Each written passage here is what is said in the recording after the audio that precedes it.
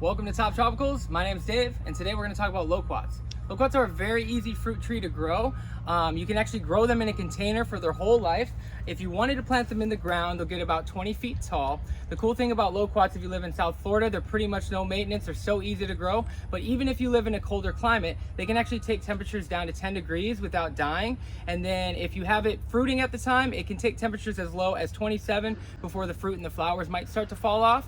It's kind of a sweet but tangy flavor. It's really good for making jams, jellies, and even barbecue sauce. These are actually on sale today here at Top Tropicals. And if you go online to toptropicals.com, you can order them right now, or if you're in the area in Southwest Florida or in Fort Myers where we're located, you can come down and get some today.